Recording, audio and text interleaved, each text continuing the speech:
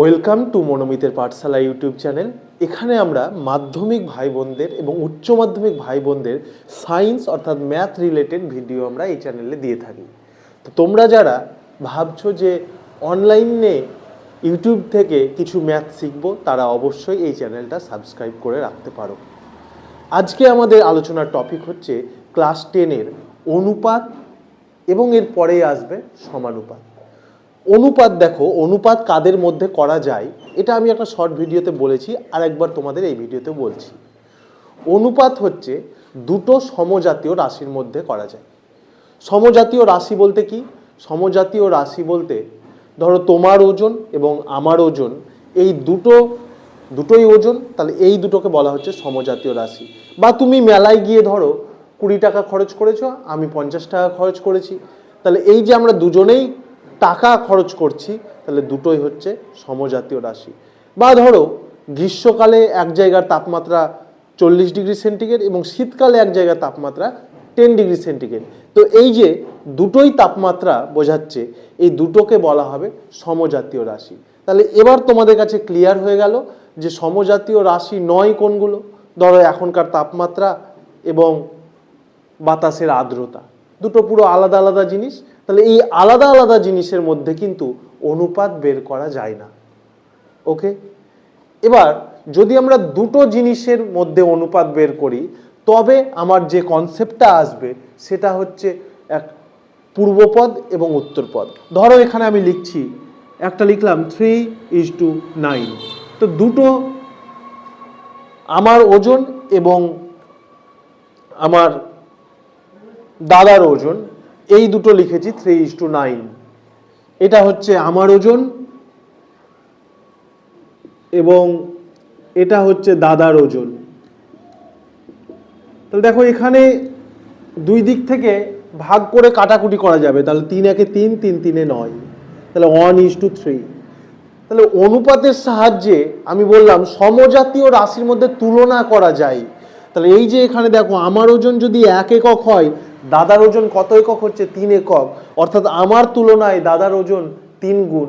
এই যে আমি একটা তুলনা করতে পারছি, এই জিনিসটা করা যায় কার সাহায্যে? অনুপাতের সাহায্যে। কিন্তু একটা কথা মনে রাখবে যে আমার ওজন এবং দাদার ওজনের অনুপাত 1:3, তার মানে এমন নয় যে আমার ওজন 1 কেজি এবং দাদার ওজন পারফেক্টলি 3 কেজি, এরকমটা নয়। যদি আমার ওজন 1 কেজি হয়, তবেই দাদার ওজন আমার তুলনায় হবে কি 3 কেজি। ধরো আমার ওজন এখানে 10 কেজি, তাহলে দাদার ওজন সেই ক্ষেত্রে হয়ে যাবে 3 × 30 কেজি। তাহলে অনুপাতের দ্বারা মনে রাখবে কখনো ফিক্সড মানকে বোঝায় না, অনুপাতের দ্বারা জাস্ট তুলনা করা হয়। ওকে, অনুপাত জিনিসটা কি তাহলে বোঝা গেল। এবার এই যে পূর্বপদ, ধরো একটা অনুপাত নিলাম 7:8, তাহলে এই 7টাকে আমরা বলবো পূর্বপদ এবং 8টাকে বলবো আমরা উত্তরপদ। প্রথমটা পূর্বপদ এবং পরেরটা হচ্ছে উত্তরপদ। এবং যে কোনো অনুপাতকে আমরা ভগ্নাংশের আকারে লিখতে পারি, তাই 7:8কে কি লিখতে পারবো? 7/8 লিখতে পারবো 7:8কে। তার মানে বলো দেখি A:B কে অনুপাত আকারে ভগ্নাংশের আকারে লিখলে কি লিখতে পারবো? A/B, অর্থাৎ যেটা লব সেটাই হচ্ছে পূর্বপদ আর যেটা হর সেটা হচ্ছে উত্তরপদ। আশা করি তোমাদের মাথায় এইটুকু ক্লিয়ার হয়েছে। এরপর এই পূর্বপদ এবং উত্তরপদের মানের উপর ডিপেন্ড করে আমরা অনুপাতকে 3 ভাগে ভাগ করতে পারি: লঘু অনুপাত, গুরু অনুপাত এবং সাম্যানুপাত। এবার দেখো, লঘু অনুপাত মানে হচ্ছে পূর্বপদটা ছোট হবে উত্তরপদের থেকে। তাহলে এইরকম যদি একটা উদাহরণ তোমাকে লিখতে বলা হয়, তাহলে কি লিখতে পারবে? 1:2 লিখলাম, দেখো 1:2। তাহলে এই যে পূর্বপদ 1, উত্তরপদ 2, পূর্বপদটা উত্তরপদের থেকে কি আছে? ছোট, তার মানে এটা হচ্ছে লঘু অনুপাত। তোমরা বাড়িতে চেষ্টা করবে আরও 4-5টা করে লঘু অনুপাত লেখার। এবং গুরু অনুপাত বলতে আমরা কোনগুলোকে বলবো? ঠিক এর উল্টো, পূর্বপদটা বড় হবে এবং উত্তরপদটা হবে ছোট, তাহলে এটা হচ্ছে আমাদের গুরু অনুপাত। সাম্যানুপাতে দেখো লেখা আছে পূর্বপদ সমান উত্তরপদ। পূর্বপদ এবং উত্তরপদ দুটো যদি একই সংখ্যা হয়ে যায়, তবেই সেটাকে বলা হবে সাম্যানুপাত, তাহলে ধরো আছে 5:5, তাহলে এটাকে বলতে পারবো সাম্যানুপাত। একটু আমাকে কমেন্ট বক্সে কমেন্ট করে বলো যে এই অনুপাতের ভাগগুলো লঘু অনুপাত, গুরু অনুপাত এবং সাম্যানুপাত তোমাদের ক্লিয়ার হলো কিনা। ওকে, এর পরের টপিকে একটা চলে এসো। পরের কোশ্চেন বলছে এক্স দিন ও জেড মাসের মধ্যে অনুপাত নির্ণয় কি সম্ভব? আমি তোমাদের কি বলেছিলাম যে সমজাতীয় রাশি হলেই তাদের মধ্যে অনুপাত নির্ণয় সম্ভব। তো এক্স দিনও তো সময়, জেড মাসও সময়, দুটোই সময়, তাহলে অনুপাত বের করা অবশ্যই এদের মধ্যে যাবে।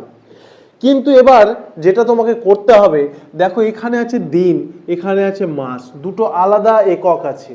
তাহলে এইটুকুও জেনে রাখো যে অনুপাতে একক দুটোকে একই করতে হবে। তাহলে এখানে 1 মাস সমান কত দিন জানি আমরা, বলো? 1 মাস সমান আমরা জানি 30 দিন। তাহলে জেড মাস সমান হয়ে যাবে 30 জেড দিন। জেড মাস সমান কত হলো? 30 জেড দিন।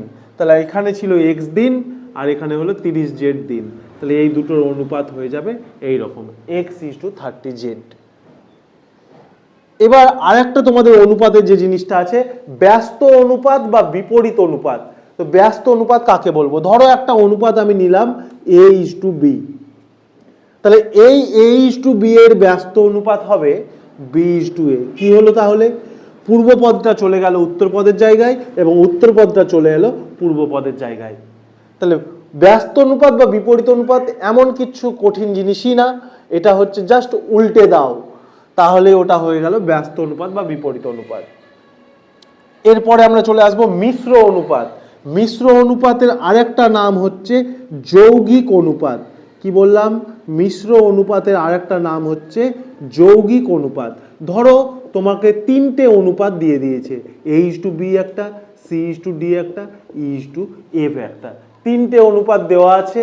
এবার এই 3টে অনুপাতের মিশ্র অনুপাত কি করে বের করবে সেইটা দেখো। আচ্ছা বলো দেখি, এই যে a:b অনুপাতটা দেখছো, এটাতে পূর্বপদ কি আছে?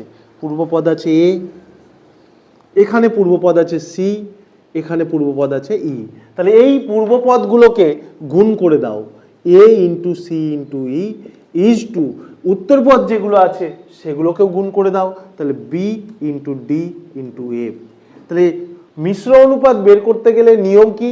পূর্বপদ যেগুলো আছে সেগুলোর গুণ করো, দিয়ে উত্তরপদ যেগুলো আছে সেগুলোর গুণ করো, তাহলেই তুমি পেয়ে যাবে যৌগিক অনুপাত, অর্থাৎ ACE = BDF, এই ক্ষেত্রে হলো DBF। তাহলে আমরা এই ভিডিওতে শিখলাম অনুপাত জিনিসটা কি, অনুপাতের ভাগগুলো শিখলাম, এবং অনুপাত দুটো জিনিসের মধ্যে সমজাতীয় রাশি হলেও নির্ণয় করতে গেলে তাদের যদি একক দুটো আলাদা থাকে তাহলে একক দুটোকে আগে একই করে বের করতে হবে।